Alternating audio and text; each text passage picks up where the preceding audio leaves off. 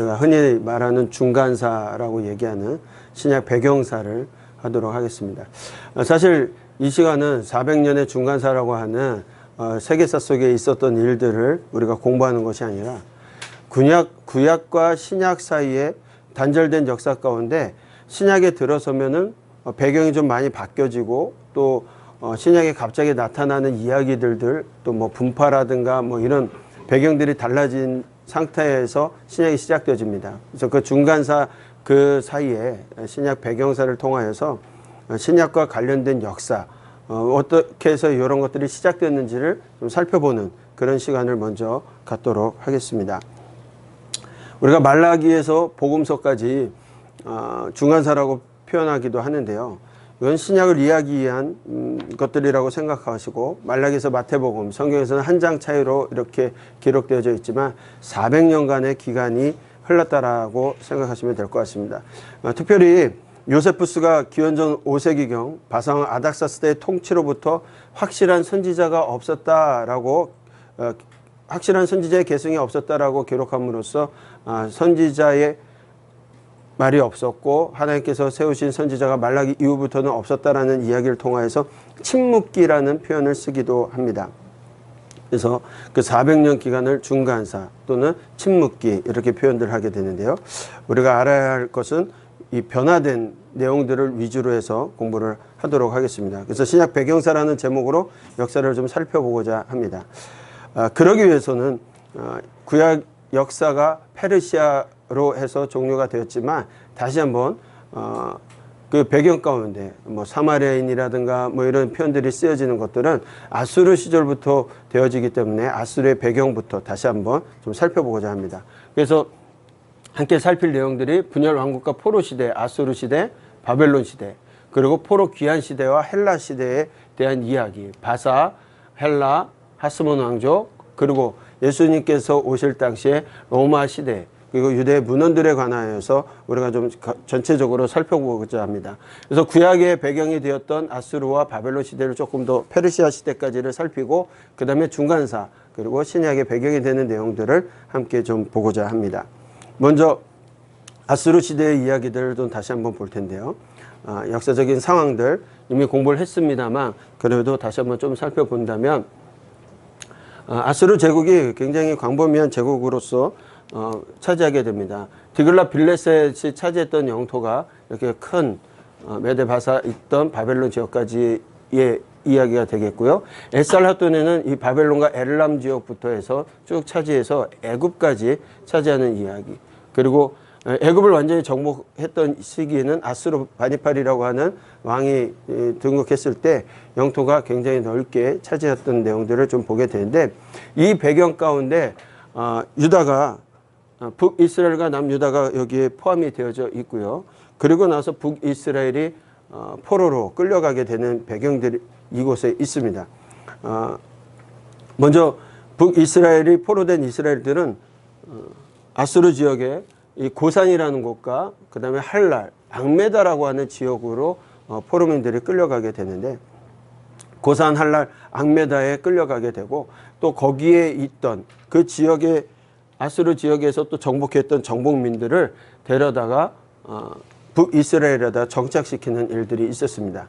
그리하여서 유다인들은 사마리아 사람들을 구다인이라고 표현을 하게 되는데 사실 이 북이스라엘 백성들이 다 포로가 돼서 끌려가는 게 아니에요. 우리는 그냥 쉽게 북이스라엘 백성들이 다 끌려가고 그 빈자리에 구다인이 왔다 이렇게 생각할 수 있지만 사실 역사학자들에 의해서 이야기되는 것은 그 민족들 가운데 지도계층, 왕족이라든가 기술자라든가 뭐 그런 지도계층들 그런 사람들 또는 뭐 노예로 쓸 수 있는 사람들을 데려가기도 하지만 대부분 모든 사람들이 가는 게 아니라 최대 많아야 10%, 적게는 2% 정도 옮겨가게 됐다 이렇게 표현을 합니다. 그래서 구다인들은 페르시아 구다 지방에서 사마리아로 이주해 온 사람들, 그 사람들도 그 지역에 있던 지도 계층들이 와서 10% 내지 2%에서 10%가 오게 되는 겁니다. 왜냐하면 당시에 다시 그 사람들을 포로로 끌려가지 않게 됐을 때는 반란을 일으키거나 지도계층들이 계속해서 그 위치를 차지하고 있으면 선동할 수 있었기 때문에 지도계층들을 포로민 지역으로 끌고 갔다. 포로 지역으로 끌고 갔다. 이렇게 이해하시는 것이 좋을 것 같습니다. 그런데 사마리아 사람들을 10%밖에 되지 않는 구다인들이 와서 포함돼서 섞였을 때에 사마리아라고 부르지 아니하고 오히려 구다인이라고 부르는 것은 사마리아 피를 섞여 혼합 정책을 통해서 100%가 다 섞인 것도 아니지만 그들이 이제 더 이상 사마리아인들을 형제 국가로 보지 아니하고 섞인 구다인이라 구다 사람들이다 이렇게 표현함으로써 거리를 두고 아예 그들과 이방 족속 이상 이하도 아닌 것처럼 그렇게 이해를 하기 시작했다는 겁니다. 특별히 유대인들은 그리하여서 북이스라엘 사마리아에 있었던 여인들을 매우 부정한 여인들로 매도하기 시작하면서 태어날 때부터 어떤 생리를 하기 시작했다 이런 표현까지 쓰면서 오히려 부정한 불결한 사람들처럼 취급을 했다라는 겁니다. 그래서 그들이 사는 지역 또는 그들이 잠을 잤던 곳, 먹었던 음식들이 다 부정하다 이렇게 되어서 나중에는 이제 아예 사마리아 사람들은 부정한 사람들, 함께 할 수 없는 사람들이란 표현들을 하게 됩니다.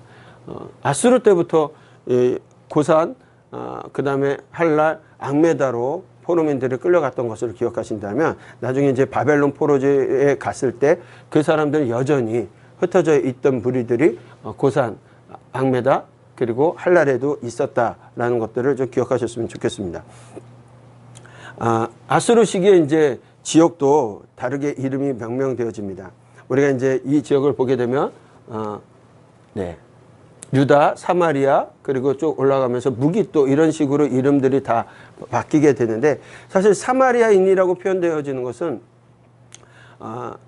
구약시대에 사마리아로 수도를 선택하고 북이스라엘 사람들을 사마리아라고 얘기했지 사마리아가 북이스라엘의 이름은 아니었습니다. 그러나 아수르가 지배하면서 그 지역에 점령했던 지역의 이름들을 바꾸게 되는데 갈릴리 지역 우리가 알고 있는 갈릴리 지역을 갖다가 무기또라고 이렇게 표현을 하게 되고요. 그 다음에 에브라임 산지를 사마리아 그리고 유대 땅은 아직도 유다라고 표현이 되어져 있고요. 그리고 우리가 잘 아는 블레셋 지역을 아스돗이라고 이름하여서 이 이름들이 그 지역에서 좀 유명했던 뭐 도시 또는 수도 이런 곳을 아예 지역명으로 이름을 바꿔버리는 일들이 있었습니다. 그래서 아수르 때부터 사마리아라고 이름이 바뀌었다는 거 기억을 하시면 좋을 것 같습니다. 사실 이스라엘 민족들이 분포되어졌을 때 아수르로 끌려갈 때 여러 곳으로 끌려가게 됩니다. 아수르로 끌려갈 때도 성경 역사적으로 보게 되면 1차, 2차, 3차, 4차 뭐 이렇게 끌려갔던 내용들을 성경을 통해서 볼 수가 있는데 먼저 1차 때는 요단 동편 지역을 루벤, 갓, 므낫세 반지파 지역 요단 동편 지역을 아수르 왕 성경에는 불이라고 되어져 있는 디글랏 빌레세가 와서 사람들을 끌어갑니다. 포로로 끌려가는 곳이 할랄, 하볼, 할라 그 다음에 고산 강가 이쪽에 정착하게 되는 일들이 있었고요. 2차 때는 북이스라엘 요단 서편으로 들어와서 사르군의 아들이었던 살마네셀 들어와가지고 할랄, 하볼, 메대 사람이 여러 고을로 흩어놓는 일들이 있었습니다. 그리고 지역은 알 수 없지만 3차 때 우리가 에스라에서 보게 되면 에살핫돈 때에 포로로 끌려갔던 이야기들을 하는 걸 봐서는 에살핫돈 때도 어떤 지역으로 또 포로로 끌려가는 일들이 있었다라고 보고요. 4차는 아수르 바니팔 시대에 에스라 4장 10절에 보게 되면 사마리아 성에 있던 사람들을 갖다가 유브라데 강 건너편 다른 땅으로 옮겼다. 그래서 포로민들이 우리가 아까 얘기했던 할랄, 하볼, 악메다뿐만 아니라 여러 지역으로 분포해서 흩어지게 되는 일들이 있었다라는 것을 우리가 다시 한번 좀 생각해 볼 수가 있습니다. 네. 그리고 나면 바벨론 시대로 넘어가게 되는데 바벨론이 지배하는 시대의 또 내용을 보게 된다면 그때도 변화가 있게 되어집니다. 이스라엘 상황과 이스라엘 민족의 분포, 이스라엘 민족의 변화된 모습들을 좀 살펴볼 텐데요. 바벨론 제국 역시도 그 모든 지역들을 차지하면서 제국의 모습을 갖게 되어집니다. 이제 조금 더 메대 쪽까지 더 점령하게 되고 그발강가 이 지역으로 되어지겠는데 이 나부플라살과 느부갓네살과 벨사살로 이어지는 바벨론은 사실 오랜 기간 유지하지 못했다고 말씀을 드렸습니다. 100년 이내에 반짝하고 광대한 국가가 되었다가 사라지게 되는 그런 나라가 되는데, 무엇보다 우리가 기억해야 될 것은 이 바벨론에 의해서 제1성전이었던 솔로몬 성전이 파괴가 됩니다. 그리고 포로민들이 또 끌려가게 되는 이야기들이 되어지고요. 나중에 보면 제2성전을 스룹바벨에 의해서 지어졌던 그 성전이 AD 70년에 로마에 의해서 또 파괴가 됩니다. 그러니까 제1성전, 제2성전 같은 경우에는 제1성전은 바벨론에 의해서 파괴되고 포로로 끌려가게 되고, 제2성전은 로마에 의해서 파괴되어집니다. 나중에 요한계시록을 보게 되면 로마라는 표현을 쓰지 못하기 때문에 바벨론이라는 표현을 쓰는 것은 그들이 성전을 파괴했던 동일한 역사를 갖고 있기 때문에 바벨론이라는 표현을 좀 하고 있다는 것도 우리가 역사 가운데 있었던 일들을 배경으로 해서 그렇게 기록되고 있다는 것 기억하셨으면 좋겠습니다. 네, 이때도 마찬가지로 포로민들이 많은 곳으로 끌려가게 되는데, 그 가운데 우리가 잘 알고 있는 게 그발 강가로 먼저 1차, 2차, 3차 바벨론 포로로 끌려가는 내용들이 있습니다. 그러나 예레미야에 보게 되면 또 한 번에 더 포로로 끌려가는 것이, 사실 크게 우리가 1차, 2차, 3차라고 하지만 포로민들은 지속적으로 계속적으로 끌려가기도 하고 이주가 되어지는 일들이 있습니다.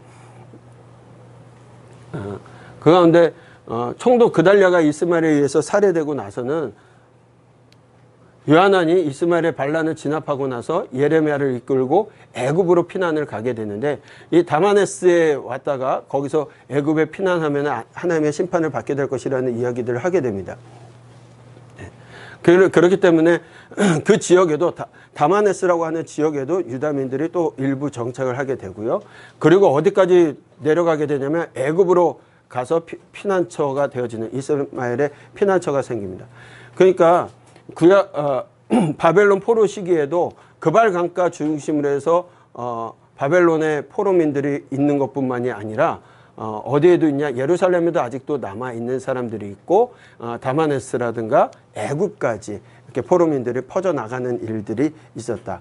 나중에 보면 신약에 왔을 때 디아스포라 된 유대인들이 꽤 많이 지역을 차지하고 있었던 것들은 이런 아수르나 바벨론, 그리고 포로민들, 그들이 퍼져나가서 그곳에서 정착했던 일들 가운데 그 배경을 갖고 있다라고 볼 수가 있습니다. 먼저 바벨론 때는 1차 남유다 느부갓네살 여호야김 3년에 느부갓네살 1년 때에 여호야김, 다니엘과 세 친구 1차 포로로 끌려가게 됩니다. 왕족이 끌려가게 되고요.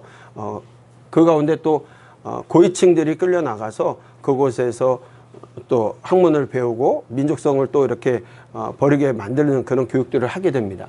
그다음에 2차 포로로 끌려갔던 것은 느부갓네살이 와서 여호야긴, 에스겔 2차 때 이렇게 끌려가게 되죠. 그래서 2차 때 끌려갔던 에스겔이 바벨론 포로지에서 하나님께 선지자로 쓰임받게 되는 이야기들을 에스겔을 통해서 보았습니다. 그리고 3차 포로 가운데는 느부갓네살 18째 해에 시드기야와 남유다 백성들, 이제 기원 586년, 그러니까 기원전 1차는 605년, 2차는 597년, 3차는 586년에 시드기야, 남유다 사람들, 백성들이 많은 부분 끌려가게 되는 일들이 있었습니다. 그리고 그곳에서 포로민들의 정착지에서 살게 되어지고요. 4차라고 우리가 얘기하는 것은 애굽으로 끌려간 사람, 애굽으로 피신한 사람들이죠. 끌려간 것이 아니라. 그래서 느부갓네살 때 애굽으로 끌려갔던 피해난했던 사람들도 애굽을 정복하면서 애굽에 있던 사람들도 끌고 가는 일들이 있었습니다. 그래서 애굽에서 정착했던 유다인들을 그달랴 이후에 피난했던 그 사람들 가운데 느부갓네살 제23년에 또 이렇게 예레미야를 통해서 보니까 그곳에서도 또 끌려가는 사람들이 있었다. 그래서 남유다에서는 1차, 2차, 3차로 끌려가고, 계속적으로 큰 규모로서는 그렇게 되어지지만 수시로 그 포로 정착민들을 끌어가는 내용들이 있었다. 그 정도 기억하시면 이제 바벨론 포로민 가운데는 여러 사람들이 있게 되는데, 먼저 아까 고산과 할랄과 악메다는 아수르에 의해서 끌려갔던 정착민들이 그곳에 있게 되어지고, 그 다음에 바벨론 제국의 바벨론 포로로 그발강과 바벨론 지역으로 있게 되어지고, 아직도 예루살렘에 남아있는 사람들과 다마네스 그리고 애굽으로 끌려갔던 사람들이 있습니다. 바벨론 포로민들 가운데 남유다만 존속했기 때문에 남유다 백성들만 있냐? 꼭 그렇지는 않습니다. 왜냐하면 유다 지파가 있었고요. 그 다음에 베냐민 지파, 유다 지파, 베냐민 지파는 남유다에 소속되어 있었기 때문에 있었고, 우리가 아는 것처럼 여로보암이 가짜 종교를 처음 만들었을 때 각성에 있었던, 흩어져 있던 레위 지파들이 다 남유다로 망명을 하게 됩니다. 물론 대제사장과 제사장 계급들은 예루살렘 중심으로 있었기 때문에 남유다에 존속해서 있었고, 나머지 레위 지파들은 각 성으로 땅을 분배받지 않았지만 각 성들을 48개 성읍에서 살게 되어져서 분산되어 있었다가 여로보암 북이스라엘에 있었던 유다 지파는 그때 내려오게 되고요.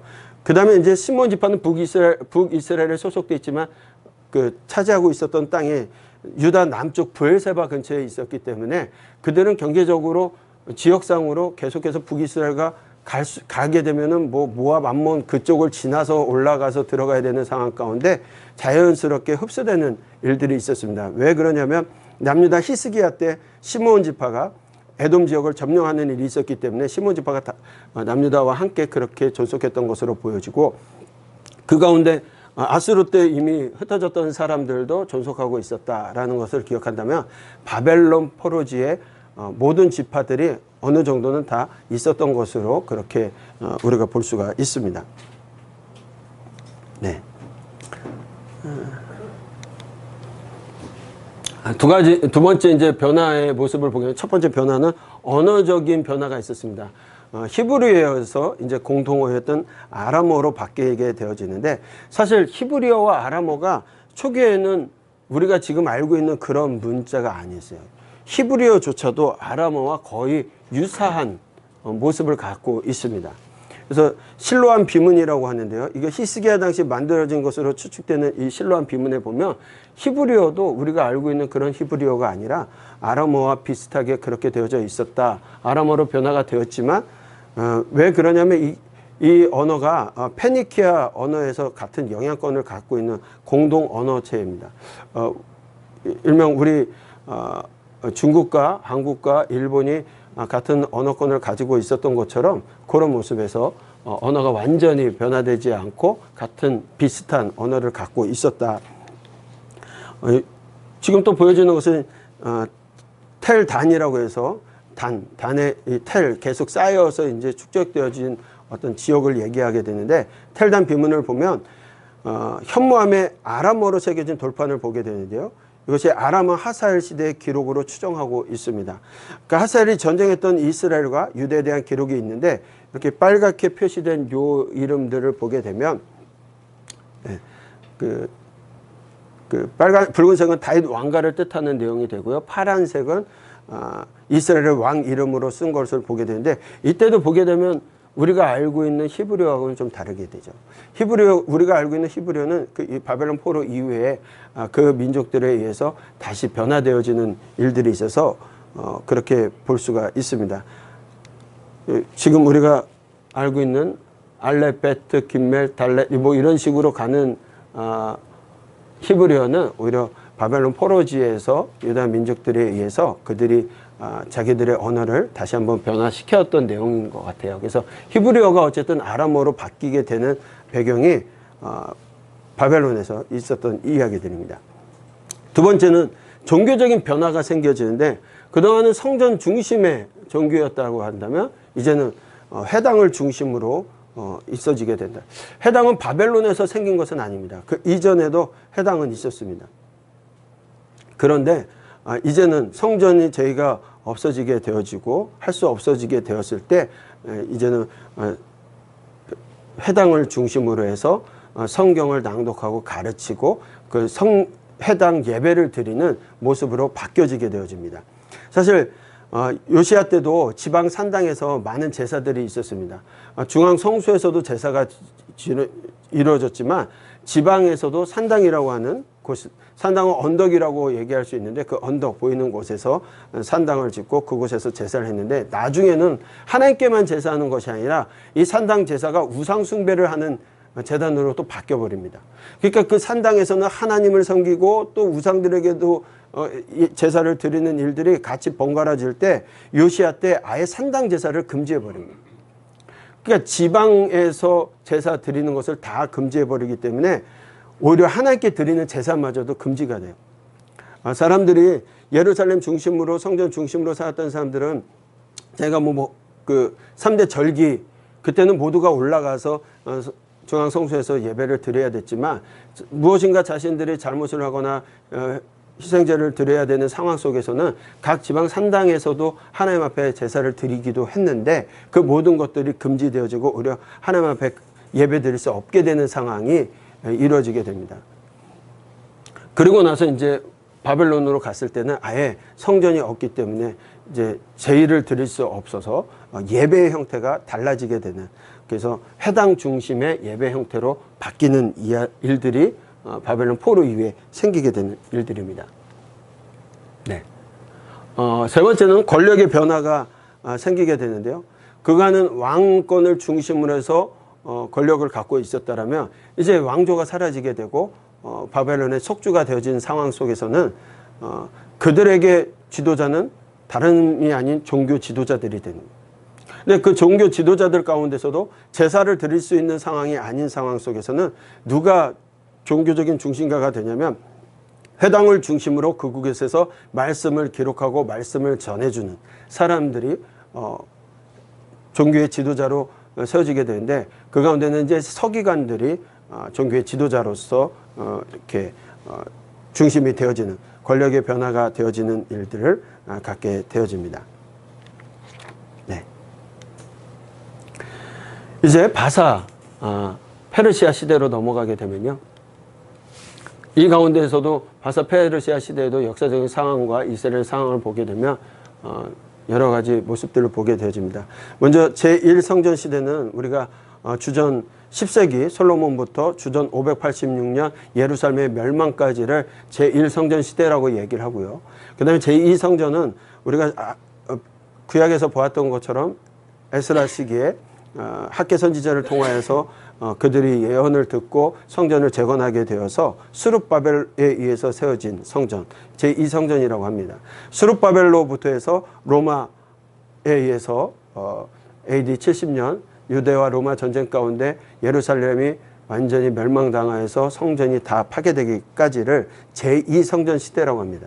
사실 헤롯이 지었던 시기를 제3성전이라고 할 수 있냐? 그렇지 않습니다. 헤롯은 성전을 갖다가 다시 지은 것이 아니라 성전 주변을 증축하는 일들을 하게 됩니다. 그래서 리모델링을 통하여서 성전 주변을 더 확대시키고 회랑을 만들고 창고를 증축하는 그런 일들을 헤롯 때 했기 때문에 제1성전, 제2성전 시대로 그들을 나뉘어서 볼 수가 있게 되는데, 그 배경 가운데 이제 제1성전이 파괴되어지고 다시 제2성전이 세워지는 시기가 우리가 역사적으로 페르시아 시대라고 해서 말씀드린 것처럼 스룹바벨과 예수아가 와서 1차, 그 다음에 에스라가 와서 종교개혁하는 2차 귀환, 그리고 느헤미야가 와서 성벽을 재건하는 3차 귀환을 살펴보았었습니다.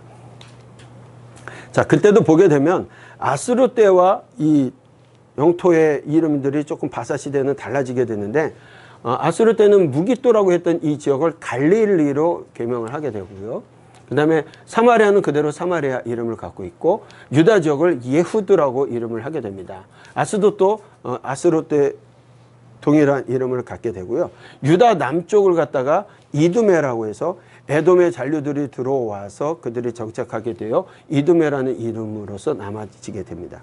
그래서 모압, 암몬, 에돔이 있었던 지역은 모압으로 이름이 통합이 되어지고요. 그 다음에 길르앗 암몬 있는 이 길르앗 산지 지역을 길르앗이라고 하고, 그리고 올라가서 가르나임, 다메섹 이런 이름으로서 국가가 없어지고 속주가 되어지고 그 이름들이 아수르 때와 또 바벨론 때, 그 다음에 바사 때 조금씩 이름들이 바뀌게 되는데, 바사 때의 명칭은 속주로서 이렇게 남아있게 된다. 이것이 나중에 로마 시대에 가서도 크게 다르지 않는 이름들을 갖게 되고 있는 것들을 볼 수가 있습니다. 네.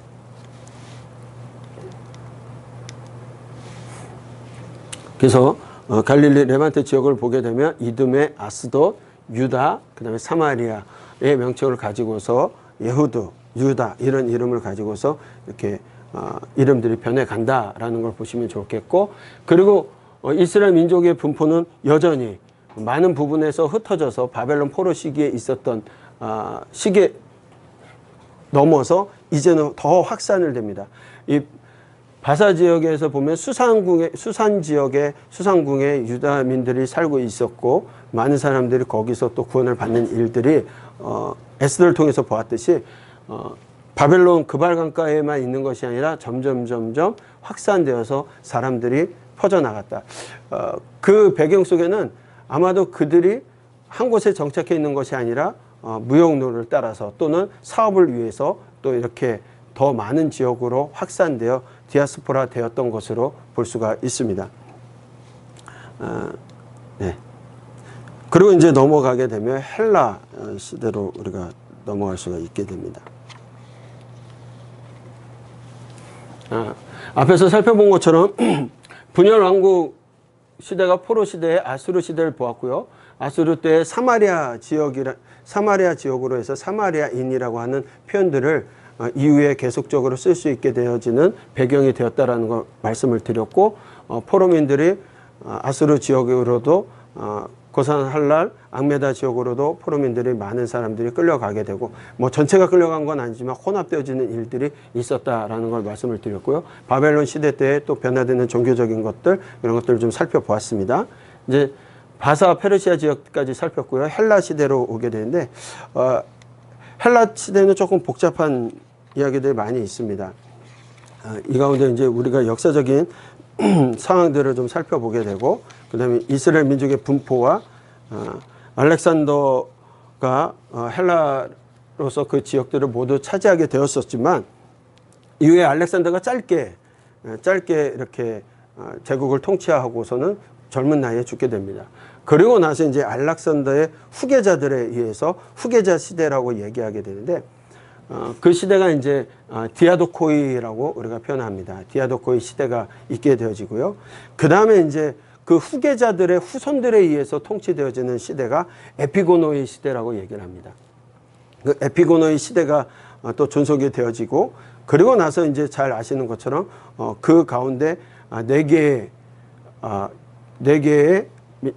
국가로 형성이 되어졌다가 또 세 개의 국가로 형성이 되어지면서 프톨레마이오스나 셀루코스 왕조 시대가 또 주변에 이 시대가 되어지고, 우리가 그 가운데 이제 셀루코스 왕조와 프톨레마이오스 왕조 시대와 관련해서 유다민들이 고통을 받는 일들이 꽤 많이 생기게 되어지고, 그런 일들로 인해서 마카비 혁명이 일어나고 또 독립을 하게 되는 배경들을 좀 살펴보고자 합니다.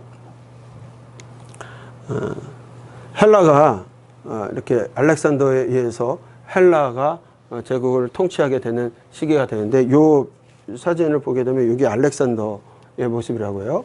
근데 이 알렉산더는 오랜 시간 있지 아니하고 기원전 331년부터 323년 통일을 하고 아주 천재적으로 움직였다고 하는데, 짧은 시간 통치를 하고 그러고서 역사 가운데서 또 사라지게 되어집니다. 자, 알렉산더 시기에 제국들을 통일해 나가기 시작하는데, 알렉산더 때의 가사 전쟁에 이미 이제 사마리아까지 다 이렇게 정복이 되어진 상황 속에서, 남유다와 사마리아가 다 정복이 되어진 상황 속에서 알렉산더가 가사 전쟁을 하게 됩니다. 그 전쟁 가운데 유다 쪽은 참여를 하지 않고 사마리아 사람들이 알렉산더를 도와서 전쟁에 참여를 하게 되고, 그 전쟁에서 알렉산더 군이 이기게 되어서 승리하게 됩니다. 알렉산더가 이 일을 계기로 사마리아 사람들에게 무엇을 해줄까 얘기했을 때, 사마리아 사람들이 그 구다인이라는 차별을 받게 되어졌고, 그리고 자기들도 하나님을 섬기는 사람들이 있었는데, 그 사람들이 이제 갖고 싶었던 게 뭐냐? 성전이었어요. 예루살렘에 가서 성전 제의를 드릴 수 없었기 때문에 그리심산에 성전을 지을 수 있도록 허락을 요청하게 되고 그것을 받아들여서 그리심산에 성전을 건축하는 일이 생기게 됩니다.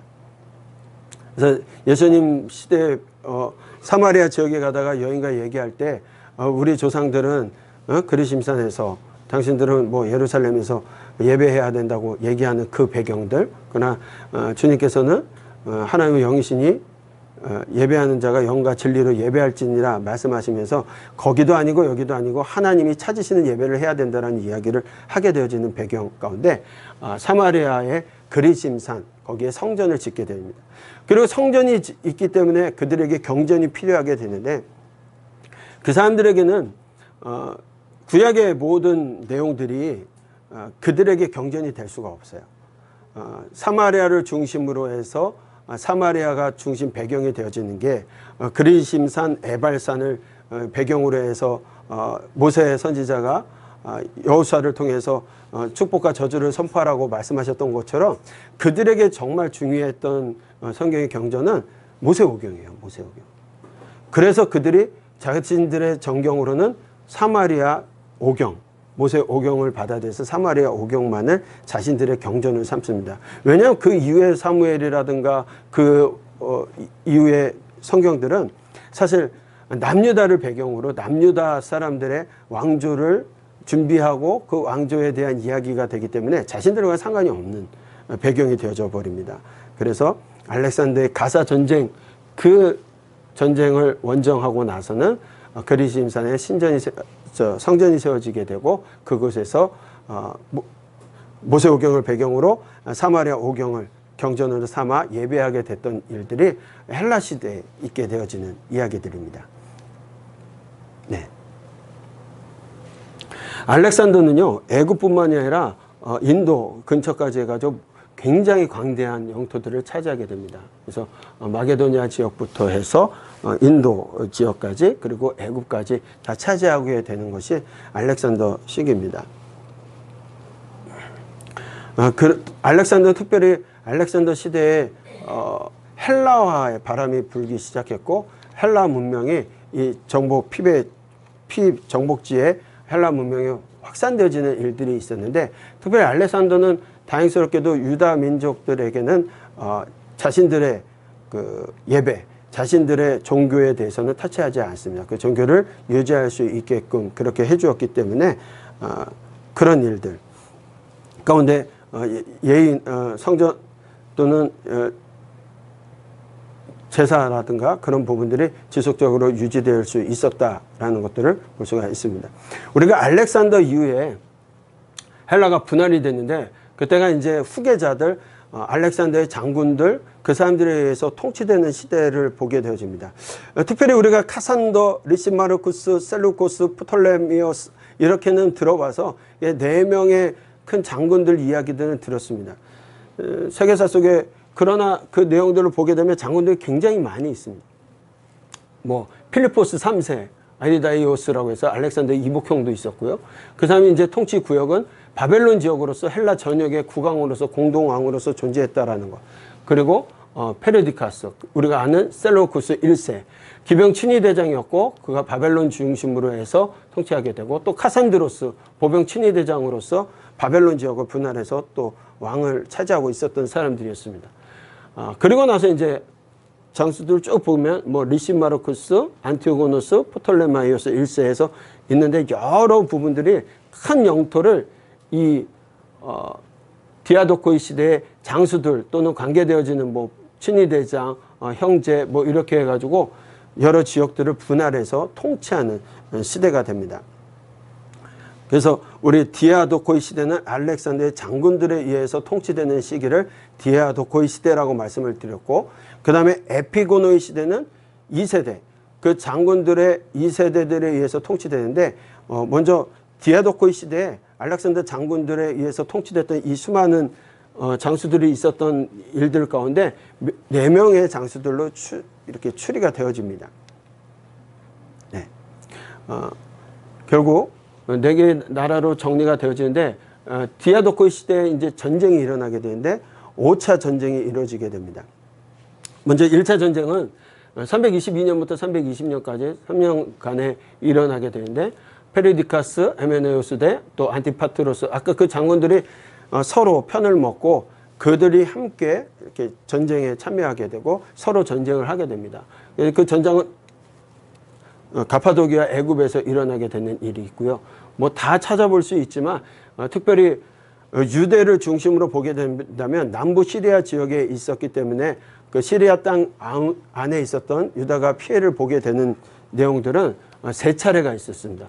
디아도코의 시대 때 남부 시리아 지역에서 일어난 전쟁이 세 차례가 있게 됩니다. 그래서 1차 전쟁과 그 다음에 3차, 4차 전쟁 때에 그들이 유다 민족들에게도 피해. 왜냐하면 전쟁이 일어난 주변 국가들은 상당히 그 지역에서 전쟁이 나도 문제가 되겠지만 그 전쟁을 하러 올라가고 내려오면서 약탈과 또 물자를 공급하며 또 포로를 끌어가고 하는 일들이 전쟁에 참여하게끔 또 끌고 가는 인력들, 노예 삼는 인력들이 많이 필요했기 때문에 그 오고 가는 전쟁 사이에 있었던 유다도 굉장히 많은 피해를 보게 되는 상황이 되어집니다.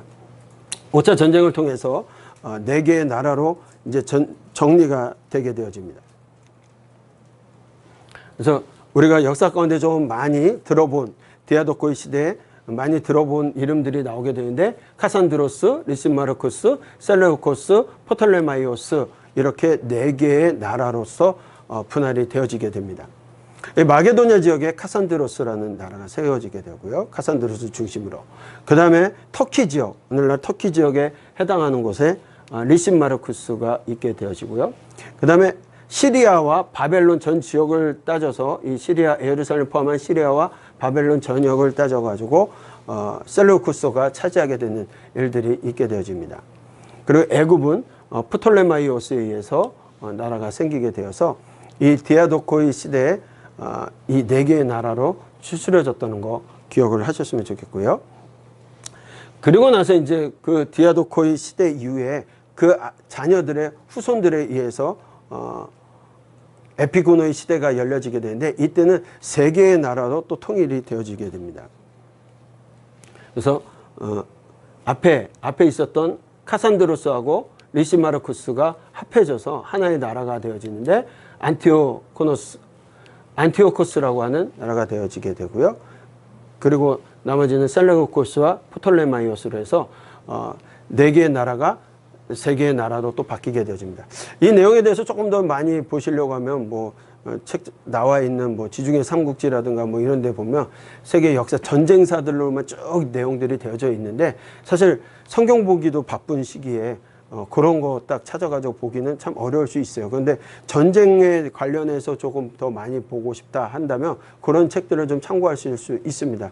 저희 하마을에서도 아예 그 전쟁의 전문적으로 보신 분이 하나 계셔요. 앞전에 그 강의하셨던 김다인 목사님. 그쪽에 굉장히 많은 지혜들을 갖고 있는데 저는 신약 배경사, 중간사를 하면서 울면서 강의했던 분을 처음 봤어요. 근데 그 세계사 속에서의 하나님의 마음을 깨달아서 또 그렇게 강의했던 분이 있죠. 김다인 목사님. 과거에 그랬습니다.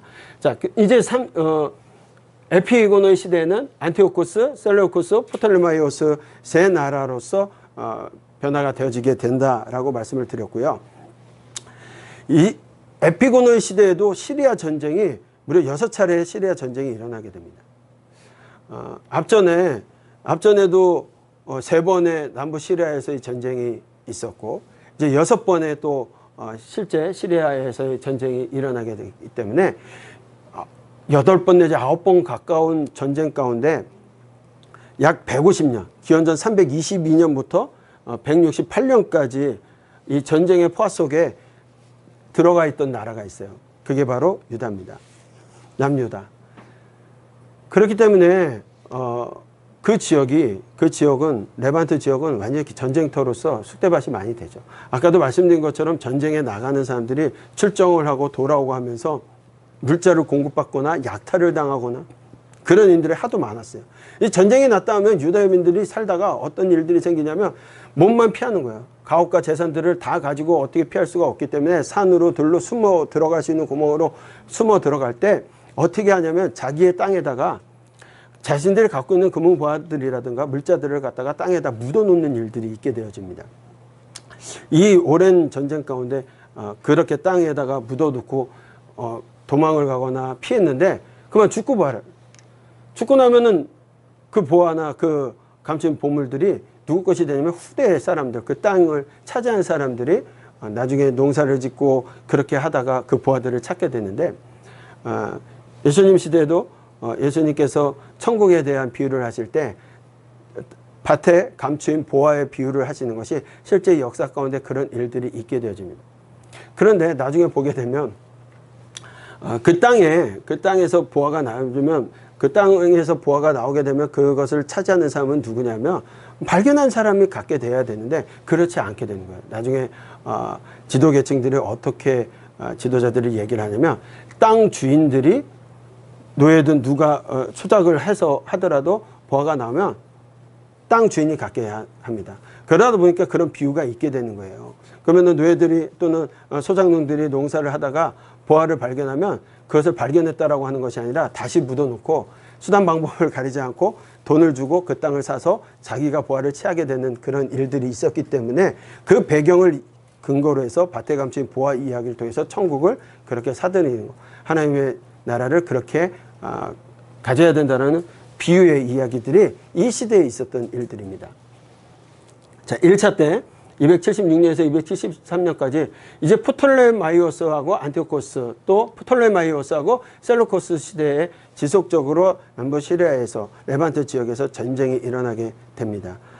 이 긴 역사 150년간 그 강대국 사이에서 새우등처럼 이렇게 터지는 일들은 누구에게 일어나요? 유다민들에게 있어져요.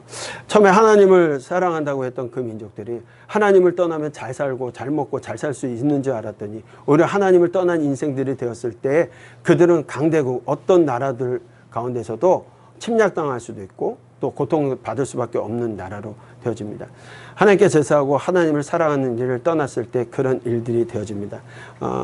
레반트라고 하는 예루살렘, 우리 남유다 북이스라엘 이야기를 할 때 보게 되면 남북한의 강원도를 이렇게 합쳐놓은 크기 정도밖에 되지 않는 나라예요.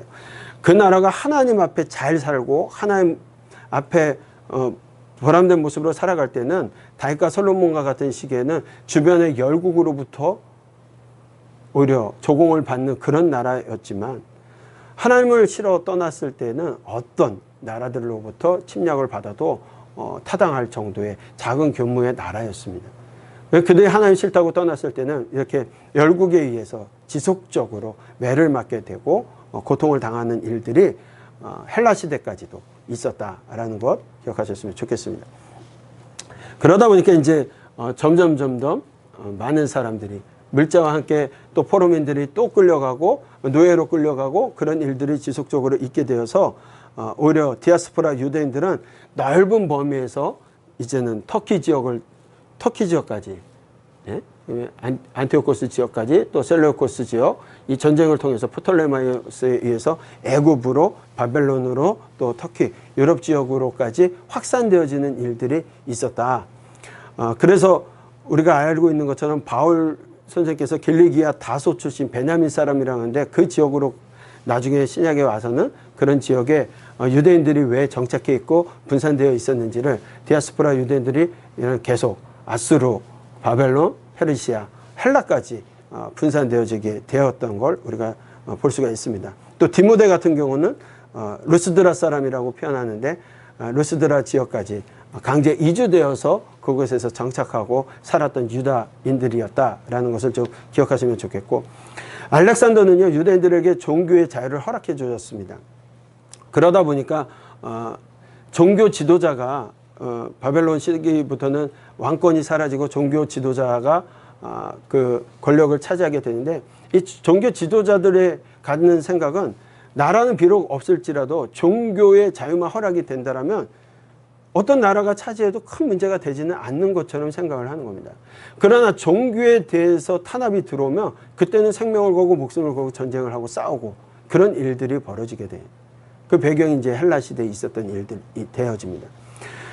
이후에 알렉산더가 그렇게 종교의 자유를 허락해 줬기 때문에 알렉산더의 후계 자들 역시도 그 전통을 따라서 사실 알렉산더의 모든 왕들은 정통성을 받기 위해서 자식이 되거나 아니면 그 사후에 왕이 죽거나 그랬을 때 왕의 부인 왕후를 갖다가 취하는 일들이 있게 되었죠. 근데 그런 것들도 없을 때는 그 이전 왕이 했던 정책들을 그대로 받아들여서 정통성을 유지해가는 정책을 유지해가는 일들이 있었는데 알렉산더의 후계자들 역시 알렉산더가 했던 일들을 따라서 타 지역의 종교적인 자유를 일반적으로 허락을 해 주었던 일들이 있었습니다. 이 알렉산더 때 이제 드디어 변화되어진 것이 아람어에서 헬라어로 바뀌게 되어지는 일들이 있습니다. 그래서 헬라어로 바뀌면서 우리가 잘 아는 것처럼 알파, 베타, 감마, 델타, 엡실론 뭐 이런 헬라어의 문자로 바뀌면서 헬라화가 시작되어지고 셀루코스 때 강력하게 헬라화가 추진이 되면서 헬라 문화, 헬라 문명으로 바뀌어가는 일들이 있게 되어집니다. 그럼에도 유다민들은 지속적으로 특권을 갖게 되어지고 종교의 자유를 누리게 되었다. 그리고 헬라파들이 등장하게 되면서 일부 사상과 문화를 흡수하고 받아들이는 사람들이 생기게 되어지고 이후에 이제 헬라 시대에는 대제사장직까지 이제 매매가 되어지게 되는데 헬라화 되어지는 사람들과 그렇지 못한 사람들의 또 중도파, 그러니까 늘 그런 거죠. 우리도 일제 침략기 시대에 보면은 일제화 되어진 사람이 있고 지속적으로 정통을 지키려고 하는 사람도 있고 중도 세력이 있는 것처럼 어떤 문명이 다른 문화를 차지했을 때, 문명을 차지했을 때 그 문명을 배우고자 하는 사람들도 있고 전적으로 거기에 흡수되는 사람이 있고 중도적인 사람이 있고 보수적인 사람들이 있게 되어지죠. 그런 모습들을 이제 살펴보게 될 겁니다. 헬라 시대에 우리가 기억해야 될 것은 다른 것들이 아니라 프톨레마이오스 2세에 의해서 알렉산드리아 사본이 이렇게 있게 되어지고 70인역 성경이 번역되는 거예요. 70인역. 바벨론 포로로 끌려갔던 사람들에 의해서 성경이 정립되어진, 구약이 정립되어질 때는 모세 오경을 중심으로 해서 구약 성경들이 정립되어졌을 때 바벨론 사본이 존재하게 되었고요. 그 다음에 사마리아 사람들이 자신들의 경전을 따로 갖게 되면서 사마리아 경전, 모세 오경을 중심으로 기록이 되었던 것이 있고요. 그 다음에 이제 애굽에 내려가 있었던 사람들 가운데는 프톨레마이오스 2세에 의해서 알렉산드리아를 중심으로 알렉산드리아 사본이 있게 되어지는데 알렉산드리아 사본은 프톨레마이오스가 알렉산드리아 도서관을 이렇게 세우고 그 도서관에 많은 그 문명의 책들을 이렇게 가져와서 전시하고 모으기 위해서 시작이 되었던 겁니다. 그러다 보니까 그 당시에 가장 중요한 책들, 도서들은 어떤 거냐? 종교적인 제의를 담고 있는 경전, 그런 것들이 가장 중요한 일들이 되어지고 그 가운데 경전이 번역되어지게 되는 거예요. 그러다 보니까 프톨레마이오스 2세에 의해서 알렉산드리아 도서관에 놓기 위해서 구약 성경 토라가 최초로 헬라어로 번역이 되어지게 됩니다. 제일 먼저는 토라, 모세 오경이 헬라어로 번역이 되어지고요. 그때로부터 해서 한 200년간에 걸쳐서 우리가 알고 있는 70인역 성경이 번역이 되어지고 septuagint, LXX라고 표현하는 이 헬라어 성경이 번역이 되어지게 되는 일들이 있게 되어집니다. 자, 두 번째는 어떤 일들이 있게 되어지냐면 또 대제사장직이 매매가 되는 일들이 생기게 됩니다. 그러니까 시리아 전쟁을 통하여서 지속적으로 프톨레마이오스하고 셀레우코스가 전쟁을 중심으로 해서 전쟁을 하게 된다라고 말씀을 드렸는데 그 가운데 이제 어떤 나라가 그 레반트 지역에 위치를 차지하고 점령했냐에 따라서 또 분위기와 또 대제사장까지도 바뀌게 되는 일들이 되어지게 됩니다. 프톨레마이오스 때에는 시몬 2세가 대제사장으로서 존속하게 되어졌는데 문제 이제 셀레우코스 때에 제사장직이 매매가 되기 시작하는 일들이 됩니다. 안티오코스 3세가 로마의 중재로 프톨레마이오스하고 셀레우코스 전쟁 가운데 안티오코스 3세가 로마의 중재로 남부 시리아를 차지하면서 이스라엘은 유다는 안티오코스 3세에 의한 셀루코스의 지배를 받게 되어집니다. 이후에 그가 거기서 멈추지 않고 헬라를 차지하기 위해서 로마와 전쟁을 하게 되는데 그만 로마의 전쟁에서 패하고 맙니다. 패하고 나니까 로마에 의해서 전쟁 배상금을 요구받게 되어져요. 전쟁 배상금과 전쟁 노예를 요구받게 되어지니까 돈이 굉장히 필요하게 되는데 얼마만큼의 돈을 요구하냐면 금 1만 5천 달란트를 전쟁 배상금으로 내놓으라고 얘기해요. 금 시세를 오늘 시세로 따져보니까 뭐 24조에서 25조? 20조가 넘어가는 어마어마한 돈이 되어집니다. 오늘날로 따졌을 때 2020년 초에 2월달 시세로 보니까 24조 정도 됐는데 지금 금값이 또 계속 올라간다고 하는 걸 봐서는 지금 금 시세로 하면 더 많은 거겠죠. 어쨌든 전쟁을 통해서 전쟁 배상금을 24조 가까운 돈이라는 건 오늘날도 어마어마한 돈이지만 당시에 엄청난 돈인 겁니다. 그렇기 때문에 셀루코스 쪽에서는 전쟁 배상금을 필요로 하기 때문에 굉장히 많은 돈들이 필요했어요. 근데 이것들을 어디서 이렇게 모을 수 있냐 봤을 때 여러 지배지에 있는 성전이라든가 이런 곳에서 아직까지 그들이 바치는 금액이라든가 그런 것들을 빼올 수 있는 상황이 되어지게 되는데 문제는 이 대제사장이었던 오니아스 3세와 그 동생이었던 야손에 의해서 문제가 발생이 되어집니다. 특별히 오니아스 3세 때에 시몬이라고 하는 제사장이 있었는데 그가 이런 일들을 갖다가 누구에게 얘기하냐면 셀루코스 4세 때에 오니아스 3세가 대제사장이었는데 그가 성전에 돈이 많을 뿐만 아니라 자기가 돈을 따로 이렇게 가져가는 일이 있었다라고 거짓으로 셀루코스 4세에게 이야기를 합니다. 그 일로 인해서 시몬의 고소 사건으로 인해서 사실은 셀루코스 4세를 만나러 오니아스 3세가 안디옥으로 가게 되는데 그 무렵에 이제 셀루코스 4세가 죽게 되는 일이 있어요. 그리고 그 왕을 만나지 못했기 때문에 오니아스 3세는 그곳에 머물러 있게 된 상황인데 사실 이것이 무엇 때문에 이루어진 일이냐면 성전 안에서 장사하는 이권의 문제 때문에 발생하는 문제. 성전에서 와서 제사를 드리기 위해서는 흠없는 짐승들을 갖고 와야 되는데 먼 곳에서 오는 사람들은 흠없는 짐승이 예수님 당시에도 마찬가지입니다.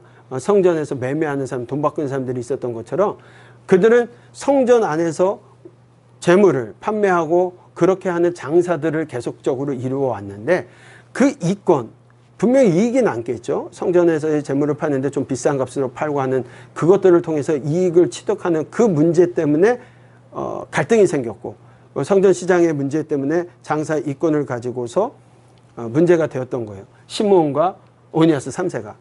그런데 그 무렵에 오니아스 3세가 가 있는 동안에 야손, 동생이었던 야손이 사실 사독계열로서 대제사장 위치에 있었던 사람들이에요. 그런데 이 야손이 어떤 일을 하냐면 왕이 바뀌었다고 얘기를 드는데 셀루코스 4세로 왕이 바뀌었을 때 그를 먼저 찾아갑니다.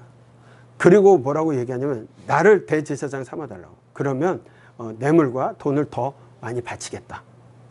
라고 해서 왕의 입장에서 보면은 지금 전쟁 배상금을 갚아야 되기 때문에 돈이 많이 필요한데 돈을 더 많이 준다고 하니까 아 그래?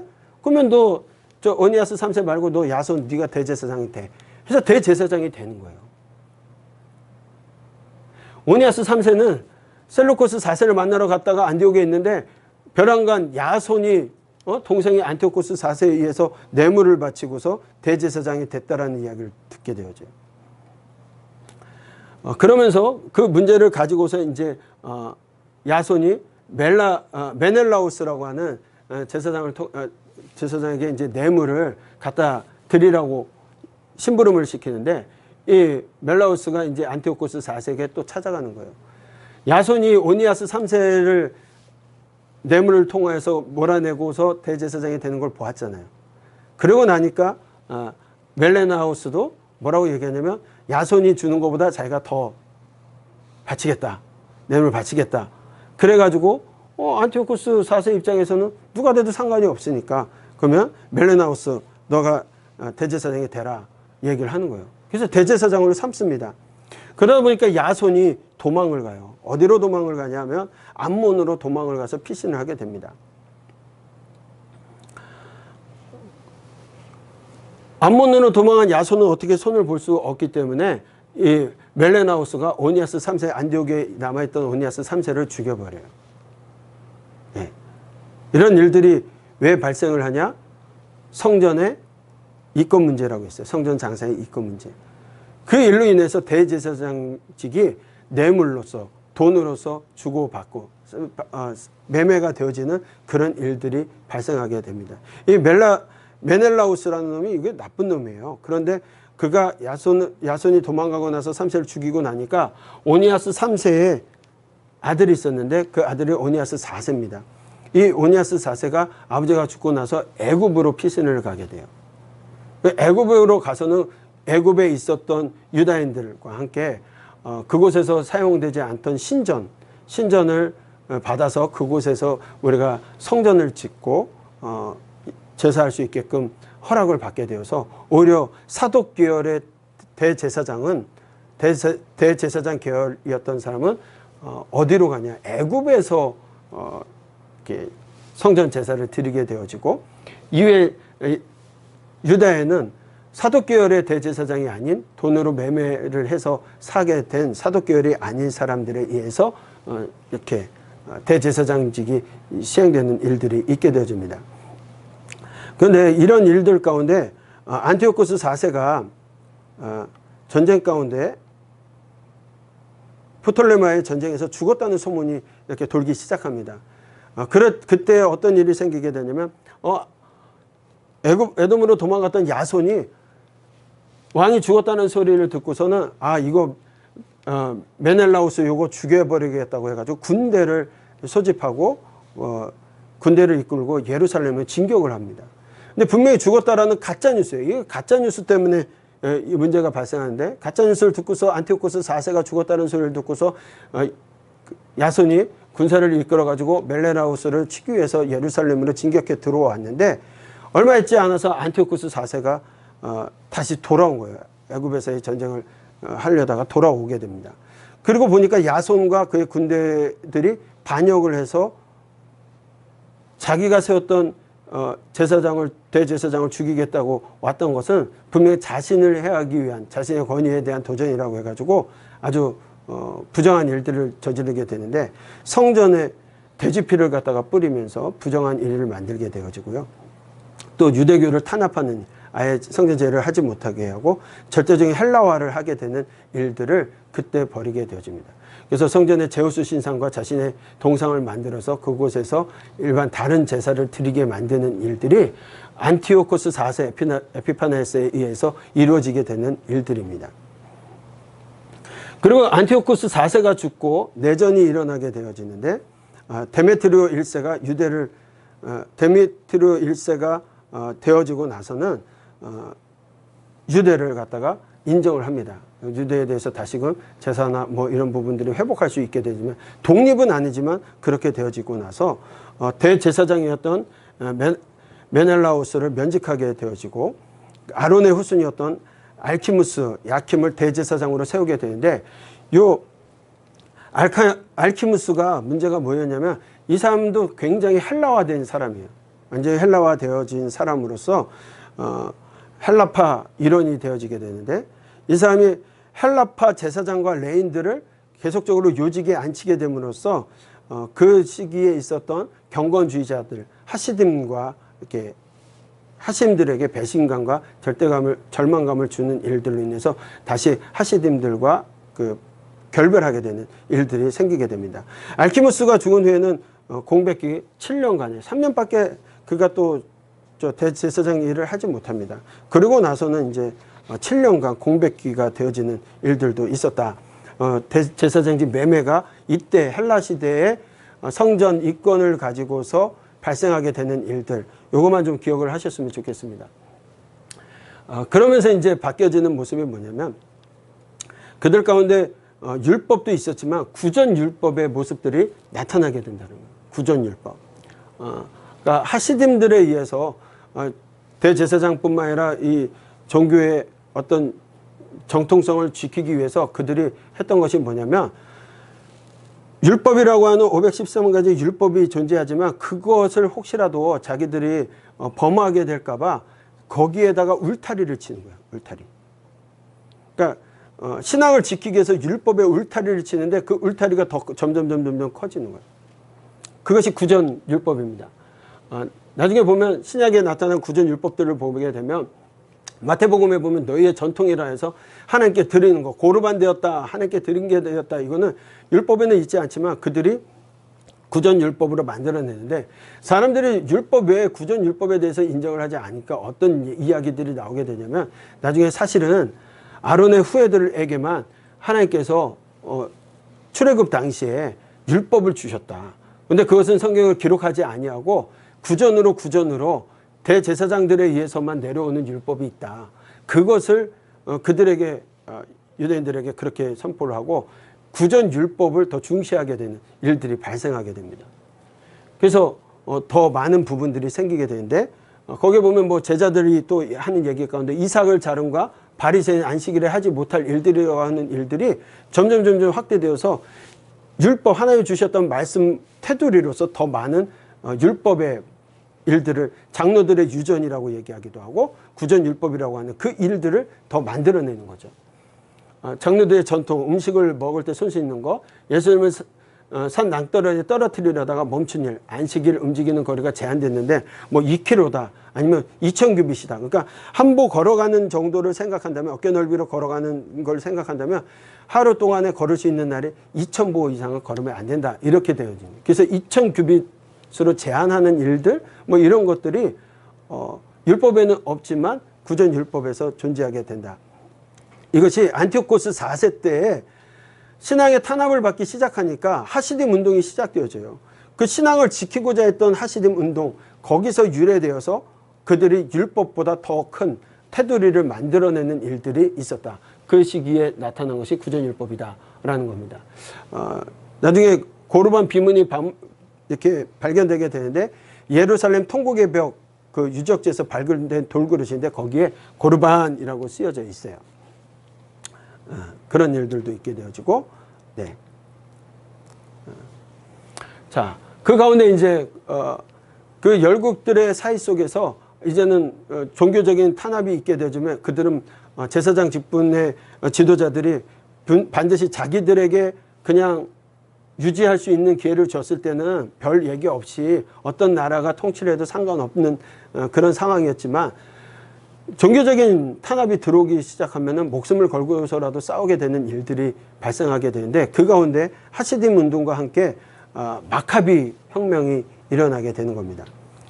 마카비 혁명은 이제 마따디아에서 모대인 제사장이었던 마따디아에서 이루어지게 되는데, 마따디아 이후에 이제 유다, 셋째 아들이었던 유다를 중심으로 해서 전쟁이 이루어지게 됩니다. 셋째 유다가 지도자가 되면서 그 유다가 활약이 망치와 같이 치명적이다라고 얘기해서 마카비라는 별명을 받게 되고, 그렇게 되어서 마카비 혁명, 이런 식으로 이야기가 되어집니다. 이 유다에 의해서 3년 만에 예루살렘을 탄환하게 되어지고요. 그 더럽혀졌던 예루살렘, 제우스 신상을 갖다 놓고 뭐 그렇게 했던 모든 것들을 다 정화시키고 재봉헌하는 일이 있게 되어집니다. 그것을 이제 하누카라고 해서, 신약에서는 수전절, 예수님께서도 수전절 지키러 올라가셨던 이야기를 하는 걸 봐서는 수전절 무렵, 수전절, 이것이 생기게 됩니다. 마카비 혁명을 통하여서 다시 한번 성전이 정화되어지고 재복원되는 일들이 있어졌는데, 그런데 다시 시리아가 예루살렘을 뺏기는 일들이 생기면서 안티오코스 4세가 죽고 나서 내전이 발생했다라고 말씀을 드렸습니다. 그리고 데메트리오 1세가 유대를 인정하고 독립은 아니었지만 대제사장직을 메넬리우스를, 대제사장이었던 메넬리우스를 면직하고 아론의 호순이었던 알키무스를 갖다가 대제사장을 세웠다라고 좀 전에 말씀을 드렸는데, 그 야킴이 대제사장으로 세워지고 나서 알키무스는 적극적인 헬라파 일원이었다라고 했고 헬라화 되어지는 일들이 있어집니다. 그러다 보니까 하시딤 입장에서 보면 제사장뿐만 아니라 제사장 일원으로서 그것을, 성전을 이루어가는 사람들이 적극적으로 헬라파가 되어지고 나니까 하시딤들은 전통을 지키려고 하던 사람들이었기 때문에 그 마카비와 분리가 되어집니다. 그리고 마카비는 로마에게 도움을 요청하여서 결국 알키무스가 그렇게 알키무스가 헬라파 제사장과 레인들을 요직에 앉히면서 하시딤에게 배신을 했다라는 이야기를 아까 말씀을 드렸습니다. 결국 하시딤은 거기서 벗어나서 어떤 종파로 바뀌게 되냐면 에세나파처럼 완전히 세속과 떨어져서 독립적으로 살아가는 에세나파가 생기게 되고요. 그 다음에 많은 사람들은 바리새파로 변화되어서 유다민들과 함께 이렇게 지도자로서 남게 되어지는 일들이 있게 되어집니다. 셋째, 유다가 시리아에서 포로가 되어서 살해당하고 막내 요나단이 지도자가 되는 일이 있었습니다. 예. 그래서 시리아 내전에 발생하여서 데메트리오 1세하고 알렉산드로 발라스가 전쟁을 하게 되는데 요나단이 알렉산드로 발라스를 지지하게 되었고 그가 승리하게 됩니다. 그래서 알렉산드로 발라스가 요나단을 대제사장으로 세워져 임명하게 되고 왕의 친구라는 호칭을 해서 왕으로 세우는 일들도 존재하게 됩니다. 그러나 그는 왕이라고 칭하지 않고 그렇게 살아가는데 다시 또 내전이 발생이 되어서 요나단이 암살당하게 되고 나머지 이제 마따디아 둘째 아들이었던 시몬이 지도자가 되어지고 시몬이 대제사장 역할을 맡으면서 또 왕의 호칭을 주지만 왕이라 칭하지 않는 일들이 마카비 혁명 가운데 있었던 일들이 되어지게 됩니다. 수전절 때 켜놓는 하누카, 수전절 촛대라고 얘기하는데 일반 성전에 있었던 촛대하고는 다르게 7개의 촛대, 메노라라고 하는 성전에 있었던 7개의 촛대가 아니고 하누카 촛대는 8개 중심으로 해서 9개의 촛대를 가지고 있는 그런 모습을 갖게 됩니다. 네. 마카비 혁명 때 대제사장 야손, 멜라니오스, 알키무스 이렇게 되어지면서 마카비 때는 마따디아, 유다, 요나단 그러다가 요 모든 것들이 끝나고 시몬이 하스몬 유다 왕조가 되어지는 이야기를 했습니다. 시몬과 유한 히누카스 때 유다는 독립을 하게 됩니다. 그러니까 유한 히르카누스가 다윗 왕의 무덤에서 3,000달란트를 갖다가 금은보화를 안티오코스 7세에게 주는 일이 있게 되어지는데 일로 인해서 바리새파가 굉장히 많은 비판을 하게 되고 함께하지 않게 되는 일들이 됩니다. 그러나 요한 히르카스는 이두메와 요단 동편까지도 정명하면서 거기에 지배되어졌던 사람들을 다 유대교로 강제 개종을 합니다. 유대교로 개종하는 것 가운데는 할례를 행하고 또 뭐 그런 일들을 통해서 유대교로 받아들이는 일들이 있게 되어지는데 그들을 갖다가 강제 개종을 시켜서 유대교화 시키고 또 사마리아도 정복을 하지만 사마리아를 정복해서는 그리심산을 파괴하는 게 누구냐? 하스몬 왕조 때 유한 히르카스에 의해서 그렇게 성전을 다시 파괴하는 일들이 되어지고 사마리아 사람들을 구별시켜서 사마리아 지역에는 살 수 없도록 사마리아에 있는 사람들은 사마리아를 벗어나서는 살 수 없게끔 아예 그렇게 만들어버립니다. 그래서 이제 사마리아인들은 거기를 벗어날 수가 없게 되고 로마가 정권을 차지했을 때도 왕위를 차지했을 때도 그런 모습들이 지속적으로 이루어지게 되는 것들 우리가 볼 수가 있게 되어집니다. 요한 히르카스는 헬라에 앞장섰고 바리새파는 박해하고 바리새파의 모든 법과 구전율법을 철회하면서 지속적으로 바리새파들과는 사이를 두게 되는 일들도 있었습니다. 그래서 이제 하스몬 왕조 시대를 우리가 보게 되면 그런 일들이 되어지게 되고 하스몬 왕조의 재판기구와 사네드린이 생기게 되는 내용들 우리가 좀 살펴봐야 될 것이고요. 유대 분파가 생기고 바리새파와 사두개인의 갈등에 대한 것들을 조금 살펴봐야 됩니다. 하스몬 왕조의 시작이 유한 히르카스로 보지만 사실은 유대인들은 시몬으로부터 보기도 합니다. 이 시몬. 그러나 유한 히르카누스 때부터 하스몬 왕조가 시작되었다라고 역사가들 많이들 얘기합니다.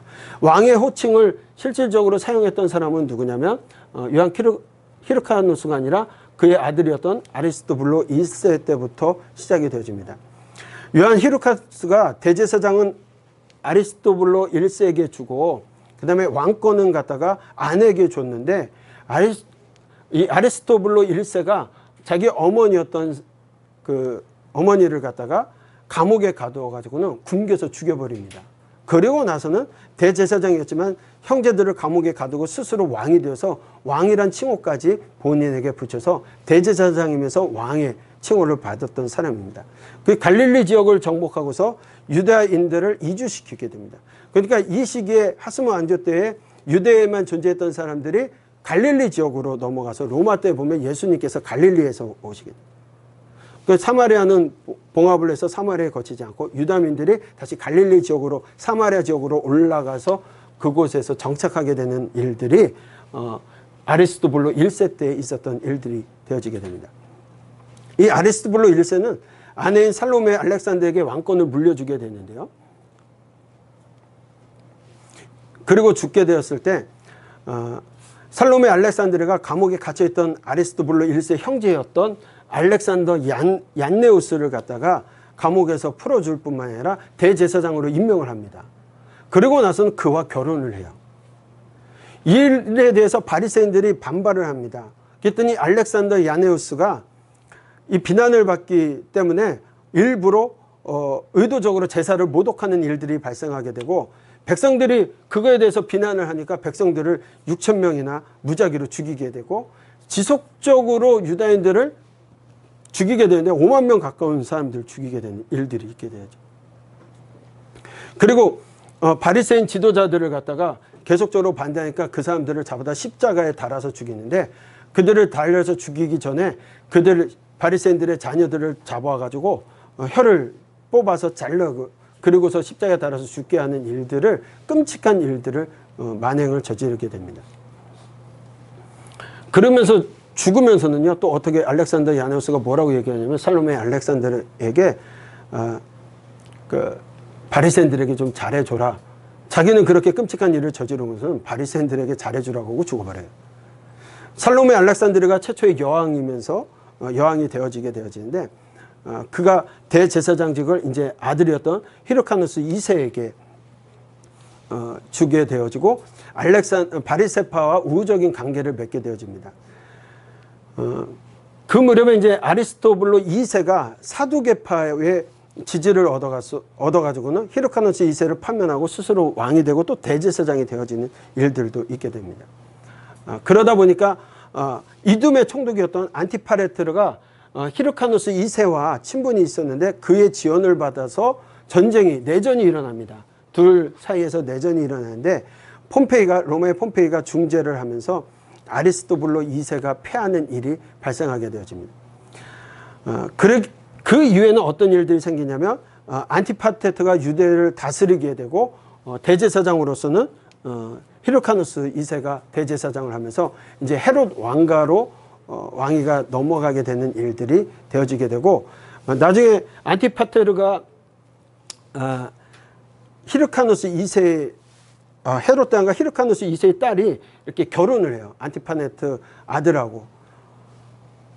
그리고 히르카누스 2세가 대제사장직을 계속해서 오는데 그만 귀가 잘리는 일이 발생하게 되어지고 몸에 상한 자는 대제사장이 될 수 없기 때문에 대제사장직을 할 수 없게 되는 상황이 되어집니다. 이때부터는 헤롯이 대제사장직을 매매하는 일들이 지속적으로 이루어지게 되어지고 그런 일들 가운데 예수 그리스도께서 또 로마 시대에 오게 되는 일들이 보여지게 됩니다. 자, 하스몬 당시 유대 쭉 얘기를 했는데 복잡하지만 제사장직 매매가 있었던 일과 그 다음에 바리새인, 사두개파 그런 사람들이 발생했던 것들을 조금 기억하시면 좋겠습니다.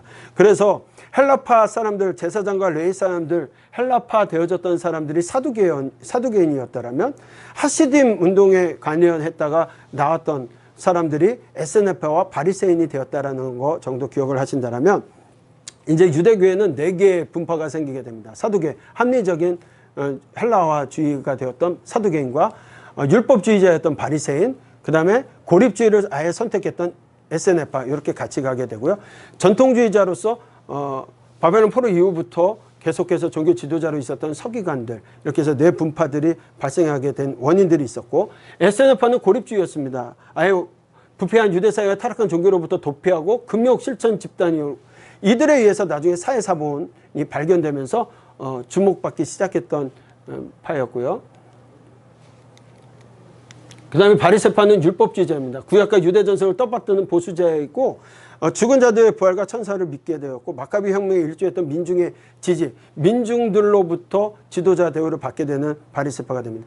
우리는 바리새파를 하면은 예수님 말씀 때문에 바리새인 아주 나쁜 사람들처럼 생각하지만 사실은 이 사람들은 굉장히 철저하게 자신들을 지키려고 했던 사람들이고 율법을 지키려고 했던 사람들. 그 다음에 사랑 없는 행동 때문에 예수님의 질타를 받는 사람들이지, 이 사람들 모세 오경을 달달달 암송하는 사람들이에요. 저희도 모세오경을 뭐 보통 다 암송하죠. 네, 그 정도 되니까 네, 그 사람들을 그렇게 얘기할 수 있을지 모르지만 바리새인들 그렇게 율법주의자로서 굉장히 존중받던 사람들 중에 하나였다. 그 다음에 사두개파, 합리주의자들입니다. 사두개 후예들이었고 대부분 상류층이었고 모세 오경만을 인정합니다. 종교적, 정치적 자유주의자들입니다. 오늘날도 그런 사람들 꼭 있는데 부활과 영혼 불변을 믿지 않습니다. 부활에 대해서 얘기하지 않고 영혼 불변, 천사 없다라고 생각하고 헬라 사상을 수용했던 현실주의자들입니다.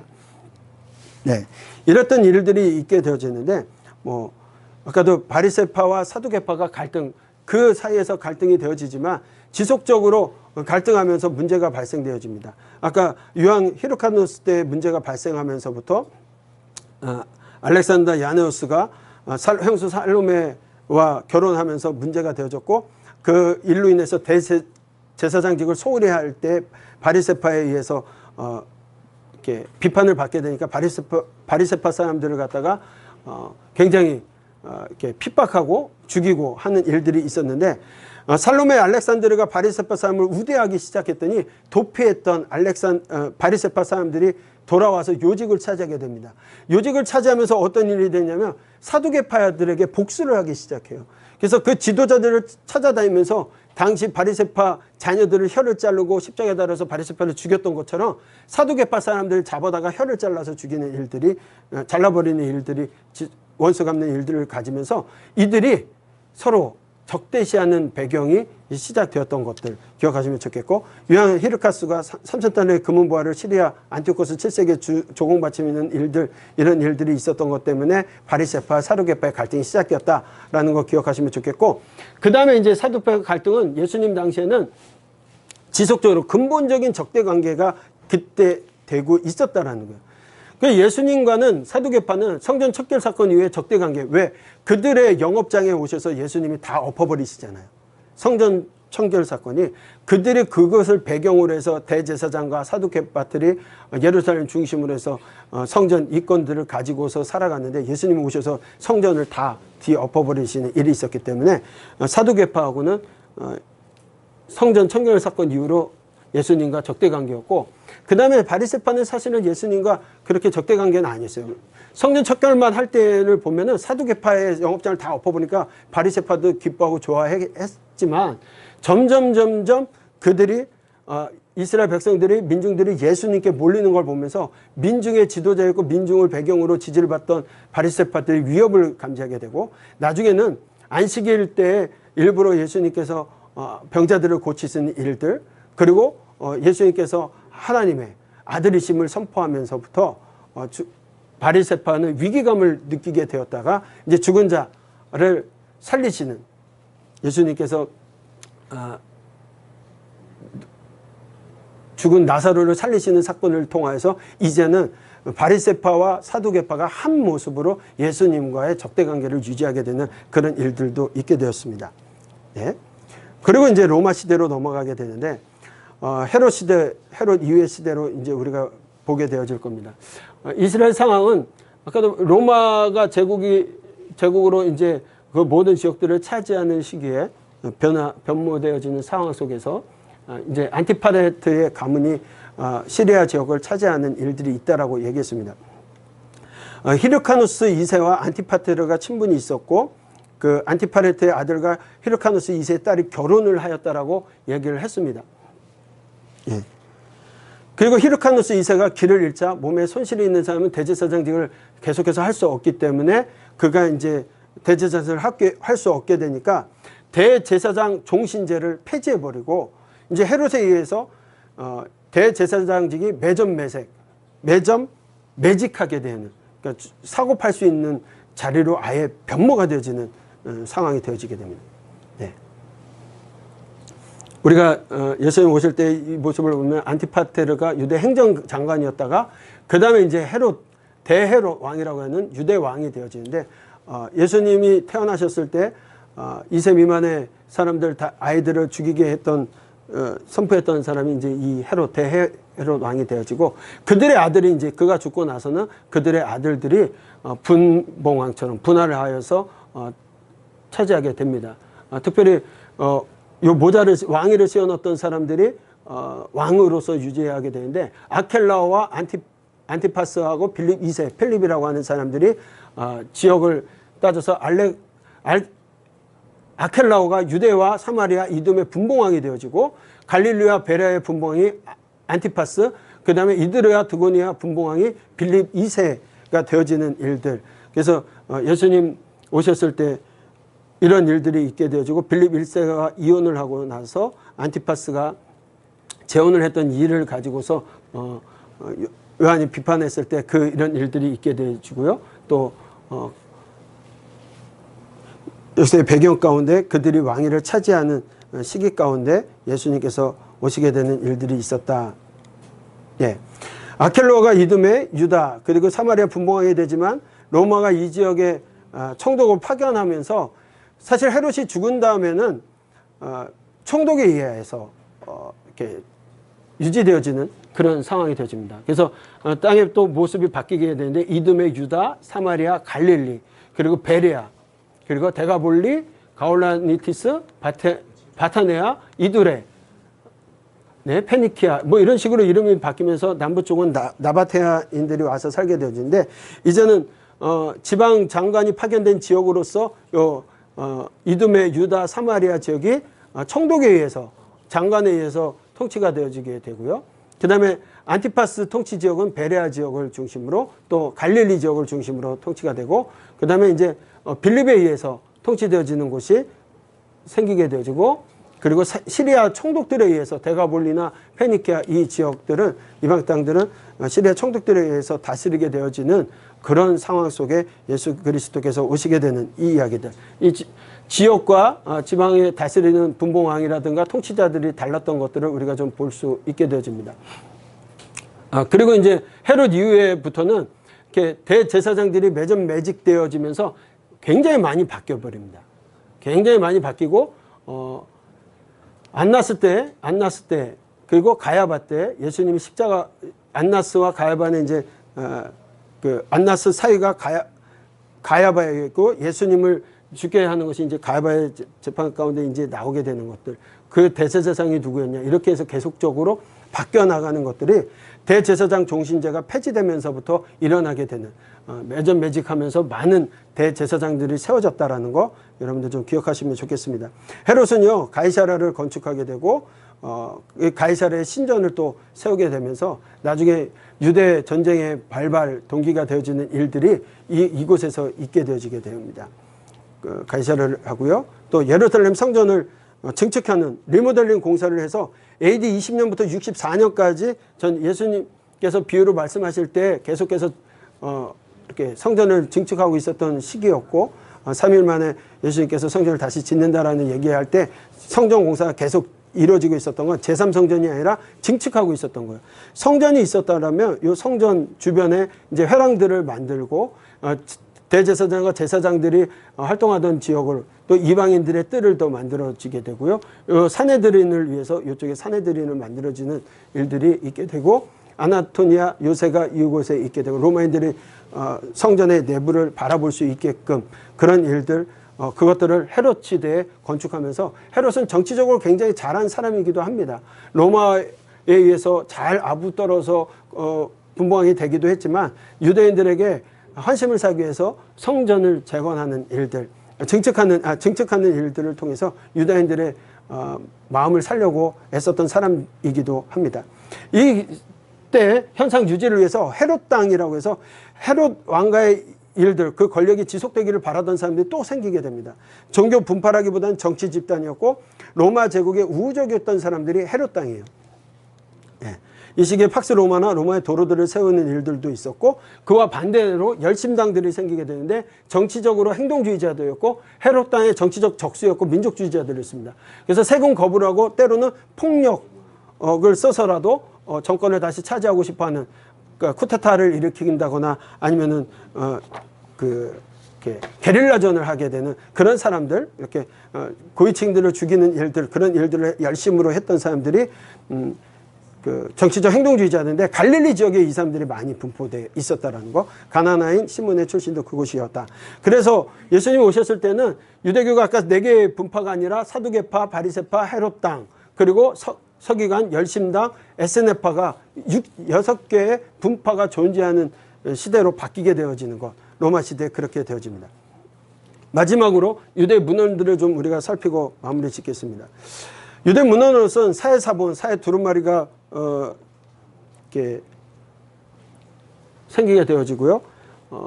에스네파에 의해서 사회사본이 기록이 되어지게 되어지고, 그 다음에 70인역이 그 중간사라고 얘기하는 그 시기에 번역이 되었던 거 아까 설명을 좀 드렸습니다. 거기에 더 나가서 외경과 위경, 구전 율법들이 더 기록이 되어지는 일들이 있었습니다. 쿰난 동굴에서 사회사본이 발견되었고, 우리가 많이들 알고 있는 그 바벨론에서 있었던 사본, 바벨론 사본을 중심으로 해서 에스네파에 의해서 기록이 되어진 내용들이 있고요. 네. 그 다음에 70인역이 있다고 말씀을 드렸고, 에스네파에서 이루어진 그 사본이 오늘날 우리가 보고 있는 성경 개역개정판의 번역본이 되어지는 일들이 되어지죠. 자, 70인역이고요. 그 다음에 외경에는 솔로몬의 지혜서를 비롯하여서 외경이라고 하여서 카톨릭 성경에는 들어가 있지만, 70인역을 배경으로 해서 쓰여졌던 카톨릭 성경에 들어가 있지만 저에게는 없는 그 외경이 있고요. 그 다음에 위경이라고 해서 경험치 못한 일들, 그러나 이것들을 갖다가 이제 그 시대의 배경을 연구하는 분들은 좀 보게 되는, 외경과 위경을 연구하게 되는 일들도 있는데, 사실 성경에 대해서 더 집중해야 될 부분들이 있겠죠. 외경과 위경도 그 시기에 기록이 되어졌다. 또 시편 150편까지 있는데 151편 뭐 이런 것들이 더 추가되어져 있습니다. 그뿐만 아니라 율법 구전이 굉장히 많이 기록이 되어지는데, 미시나, 게마, 탈무드, 토세프타 여러 가지들이 있어요.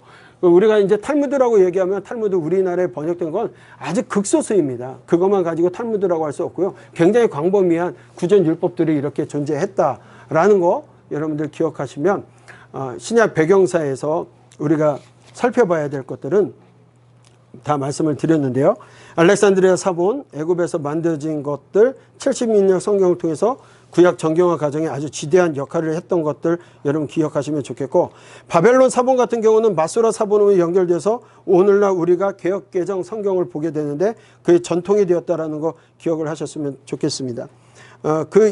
이전에 그 배경이 되었던 여러 가지 것들을 여러분들 좀 기억하신다면, 왜 사두개파과 바리새인들이 예수님 왔을 때 그렇게 사이가 좋지 않았던 이야기들, 또 여러 분파들이 생겼던 거, 디아스포라 유대인들이 많은 나라로 퍼졌던 것들이 우리가 지금까지 살펴봤던 중간사라고 하는 침묵기라고 하는 그 신약의 배경 가운데 쭉 이야기되어졌던 일들을 통하여서 그렇게 되었고, 또 대제사장직이 매직되어지는 일들이 있게 되어진 배경도 쭉 우리가 하스몬 왕조로부터 헤롯 이 왕이 될 때까지 일들 가운데서 간단하게 좀 살펴보았습니다.